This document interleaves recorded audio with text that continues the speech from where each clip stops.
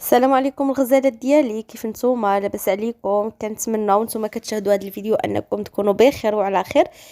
سعيده بلقياكم مجددا اخواتي، فيديو جديد، نهار جديد، روزين جديد ان شاء الله باذن الله. هنا البنات ان شاء الله غنشارك معكم النهار ديالي كيفاش كيدوز، الروتين ديالي ديال شهر رمضان المبارك.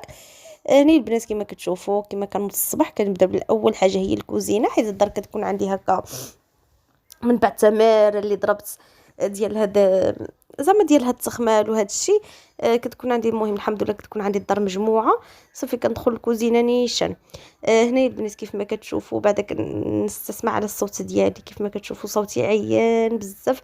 فاتي قال لي انا عرفت ضربت واحد تماره قبل رمضان والله العظيم، الى دابا كنبغي غير النعاس.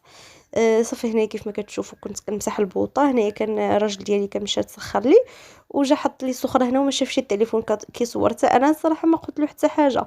من بعد طلبت منه الاذن، قلت له واش نخلي زعما وجهك باين ماشي مشكل؟ قال لي لا ما تخليليش وجهي باين. صافي باش عملت عليه داك الوجه وصافي. هاني البنات كيف ما كتشوفوا انا كنمشي، هو جاب لي السخره اللي خصني، انا يعني بديت كنمسح في البوطه باش نطيب عليها ماكله نقيه، وكندوز هكا على لورني باش المهم باش نخدم في النقاوه وصافي. هنا كيف ما كتشوفوا غنبدا اول حاجه غادي نعمل هنايا الحريره. صافي هنا الحريره ديالي انا غادي نشاركها معكم البنات باش ما نبقاش مشاركه معكم رمضان كامل. المهم انا نشارك معكم الطريقه ديالي اللي كتجي بصح والله العظيم كتجي مزيونه، كتجي الحريره فنه ما شاء الله كتحمق. يعني كنعمل انا بصله وكنعمل مطيشه وكنعمل كنقطع فيها الكوكوط وكنعمل شويه الماء وكنعملها كطيب. من بعد البنات هنا كيكون عندي الربيع مغسول، الربيع مخلط طبعا كامل. صافي وكندوز باش نقطعو. هنا عاوتاني الراجل ديالي خرج ومشى عاوتاني جاب السخره وجا وحطها، وقلت له راكي بانتي، قال لي ماشي شغلي انا، المهم انا زولني. داكشي كنعمل داك الايموجي. صافي البنات هنا كيف ما شفتوا هنايا الربيع كان عندي مغسول، مغسول هكا قبال، يعني خصو يكون مقطر مزيان.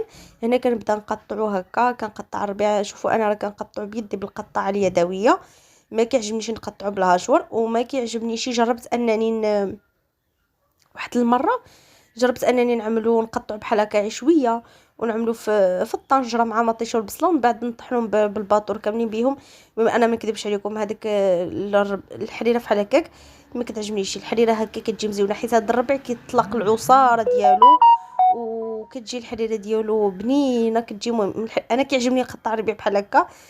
صافي البنات كنحاول انني نقطعو بيدي. المهم هنايا قطعته مزيان، قطعته رقيق كيف ما شفتوا معايا. وهنا غادي نزول منه فقط واحد شويه هكا. نخليها صافي نخلي. المهم يعني خليت في داك البانيو غير القياس. صافي البنات هاني كندوز بعد ما قطعت الربيع نطحن داك مطيشه والبصله بعد ما طابولي. اللي بغى يطيب عي مطيشه والبصله يحك انا هكا كنختصر عليه الوقت وصافي كلشي كنقطعو تما.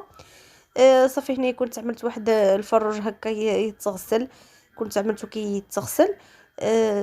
كنجابو الراجل ديالي دابا عاد. وهنا وقبل ما نبدا الحريره عطيت ولادي حتى هما ياكلوا. كنعطيهم غير الديسير وصافي. كيجيو من المدرسه كيكونوا هما واكلين، كيتغداو في المدرسه كيجيو كنعطيهم غير الديسير. صافي هنا كيف ما كتشوفوا بديت كنوجد الحريره باش نعملها كطيب باش ندوز نعمل حاجه اخرى. بالنسبه للحريره فبعد ما طحنت مطيشه والبصله وزدت عليها الربيع، زدت عليها حتى الحمص واللي فازك طبعا، وكتزيدوا عليها اما مثلا القطع ديال الدجاج، درد الدجاج، اما المهم انا اليوم عملت فيها العطومه باش كتجي بنينه بالعطومه الصراحه الله. عملت فيها العطريه كامله، كنعمل فيها سكينجبير وخرقوم اللي بزار، والقرفه ضروريه، والملحه ما كنعملش انا الزيت في الحريره نهائيا. صافي كنردها كطيب. صافي البنات هنايا غادي ندوز باش نعجن. بلاتي نشوف شنو غنعجن. عاد نتفكر في الفيديو شنو بديت به الاول. بديت بالعجينه ديال المسمن. العجينه ديال المسمن اللي غنعمل بها واحد بسيطلات مربعين صغيرين. بديت بها لان العجينه المسمن كتبغي ترتاح. المهم حيت عندي اللي غنعجن شويه عملته في العجانه. عملت عملت شويه د الطحين وشويه د المليحه وشويه د الماء. صافي البنات هنايا خليتها كتعجن مزيان وتسدل حتى هي مزيان. ومن بعد غادي نلويها في السلوفان بحال هكا. غادي نحاول انني ديك العجينه خليتها قاصحه واحد شويه وغادي نلويها في السلوفان وغادي نخليها حتى نوجد داكشي الاخر. هنا عندوز كنوجد العجينه ديال البيتزا. شوفوا بالعكس ما غسلت داك البول العجينه ما غسلته ما والو. عملت فيه المدافع، عملت فيه جوج كيسان د المدافيين. عملت فيه معلقه صغيره د الخميره د الخبز، عملت فيه شويه معلقه صغيره د السنيده، وعملت فيه شنو سميتو الزيت البلديه واحد 4 كاس صغير صافي، وخلطتهم واحد شويه. من بعد بديت كنزيد الدقيق شويه بشويه. انا هاد العجينه البيتزا اللي كنعمل تقريبا كتجي فحال العجينه ديال الريستورات ولا ديال المطاعم، والله العظيم ماشي تقريبا، راها بحالها، راها نفس العجينه ديالهم. صافي البنات كيف ما كتشوفوا هاد العجينه السر ديالها ان خصها تكون خفيفه بحال عجينه السفنج، وما كتعجنوهاش بزاف، يعني غير خلطتها غير تجمع الطحين خليتها في العجانه حتى غادي خليتها ترتاح حتى غادي نغسل هاد المعان هذا ما عاد. من بعد غادي ندوز باش غادي نعجنها مزيان. صافي كيف ما كتشوفوا هنايا كندوز كنزول ليه ديك الروينه كامله. المهم كيكونوش قشوع بزاف، كيكونوا عندي عاكاي غير شويه يعني اللي كنخدم فيهم، ولكن كنحيدهم حيت انا ملي كنفطر كنجمع القشور في هذا لابابو وكنفزكم وكنخليهم حتى كنرتاح الصراحه د الله. ما كنقدرش نغسلهم ديك الساعه نهائيا، خصوصا هاد الايام كما قلت لكم والله العظيم كنحس بواحد الدقيقه شكال. لان خليت كلشي تجمع لي حتى اخر لحظه، حتى دقيقه 90 عملت البريوات، عملت بزاف د الحاجات، ومهم يعني بقيت مشغوله، فلذلك كليت في عظامي. صافي البنات هنايا غادي نغسل القشور كيف ما قلت لكم كاملين باش حنحيدهم عليا. صافي هنايا غادي ندوز، هذه هي ديك العجينه غادي نزيدها واحد نقيطه ديال الزيت بلديه، نقيطه، وغادي نخليها كتسدلك مزيان مزيان مزيان مزيان مزيان. كتسدلك تقريبا شنقول لكم واحد 10 دقائق هكاك في العجانه. صافي من بعد غادي نعمل لها حتى هي سلوفان، وغادي نعمل فوق منها شي حاجه. والسر د العجينه البيتزا باش تجيكم مزيونه راه من الاحسن تعجنوها في الليل ولا كتعجنوها بكري، خص الحجم ديالها كيتضاعف. صافي تما مسحت الماكينه ديالي خبعتها، هنا دوزت باش نوجد الحشوه اللي غادي نعمر بها داك البسيطلات اللي قلت لكم مربعين. هنا عملت حكيت الثومه، معدنوس وقزبور ضروريين يكونوا كثيرين شويه. هنا بالنسبه حمضه مصيره، عملت حمض مصير، عملت سكينجبير وخرقوم والابزار، وعملت شويه التحميره وشويه الكمون، شويه ماشي بزاف، والعطريه د الحوت ضروريه، والثوم بودره اللي غنزيدها دابا هي هذه، والبصله بودره حتى هي اختياريين. اما لاصوص الصوجا اللي ما عندوش يعوضها يعوض هذا الشيء هدايا بالكنورات د الحوت. المهم انا ما عملتش كنورات الحوت، عملت هذا الشيء هدايا، عملت العطريه د الحوت لاصوص الصوجا كلشي. صافي غادي ندوز غنخليها كتقلى مزيان، وغادي نزيد عليه واحد البصيله حتى هي تقلى معاها. صافي. وبالنسبه للشعريه الصينيه راه اني عملتها كطيب دابا عاد حداها من بعد ما تقلات لي هذا الشيء. هما والدجاج كنت عملت قطع الدجاج راه ما بانوا لكمش، عملت قطع الدجاج من بعد ما تقلوا عاد زدت عليهم الشعريه الصينيه والزيتون وخليتهم كيتشحروا واحد شويه تشرب ديك الشعريه. صافي وغادي نطفي عليها ونخليها على جنب باش تبرد لي الحشوه. هنايا البنات دوزت كنوجد هاد صافي ديك العجينه ديالي كانت ترخفات. هنايا دوزت كنقطعها كطريفات صغيرين، كنكورها ديك الكويرات اللي يكونوا صغيورين قد الحبه د المشماشه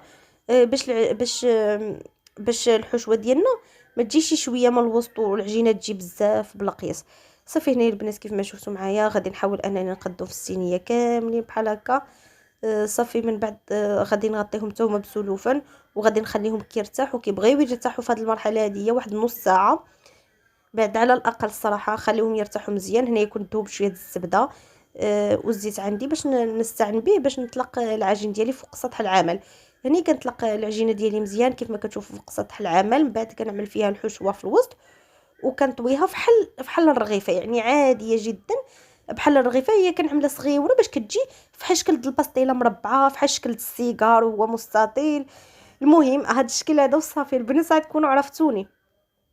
صافي كيف ما كتشوفوا كنستعن بنقليل من الزيت، ومن بعد كندهنها بالزبده وكنحمرها بالحشو نروليها. من بعد ما استفت كلشي في الصينيه ديالي كيف ما شفتوا خديت بيضه شويه د لاصوص الصوجا، عي اصفر بيضه وشويه د لاصوص الصوجا معاها، وكنعملها فوق منها. هاد المرحله ضروري باش كيجيونا ديك التحميره ديالهم مزيونه ومذهبه. صافي عملتها في الفران اللي كان ديجا كيسخن، ضروري يكون الفران سخون ملي كندخلوها كنقصوا لها الفران. هنا البنات عملت العجينه البيتزا عطاتني جوج، انا غنعمل غير وحده غنخليها نخبعها في الفريكو. شوفوا راه ما كيوقع لها حتى حاجه. خليتها هنايا كترتاح من بعد لويتها في سلوفان وعملتها في فريكو وحتى خليتها كترتاح تما. في مقله قطعت هنايا واحد البصله، ضفت عليها واحد شويه د الكفته وشويه د الابزار وشويه د المليحه وخليتها كتشحر.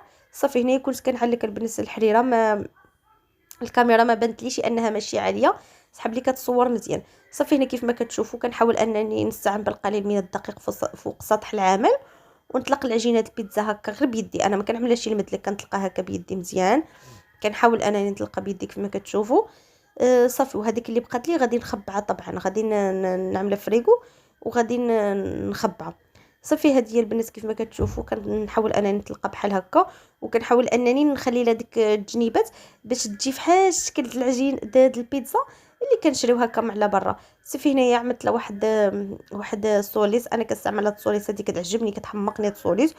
ودابا خرجت هذيك السوليس الصغيره اللي كتعمل 2 درهم ونص فنه كتحمق. من بعد ما كنعمل سوليس كنفرش لها حتى هكا شويه حتى شويه د الموتزاريلا، من بعد كنعمل ديك الكفته والبصله. شوفي الا كتعجبكم الفلفل عدلوه، ما كانتش كتعجبكم بلاش، اصلا الفلفله دابا غاليه، وشويه الزيتون وكندخلها كطيب. من بعد البنات كنخرجها وكنزيد شويه د الجبن. هذا هو الشكل ديالها، غنوريكم لاباط ديالها كيفاش جات. وهذوك ديك الرغيفات ديالي، وهذا هو الفيديو ديالنا اليوم. كنتمنى انه ينال اعجابكم، ما تنساونيش بلي لايك ديالكم بالتعاليق ديالكم، وكنقول لكم السلام عليكم حتى الفيديو القادم ان شاء الله.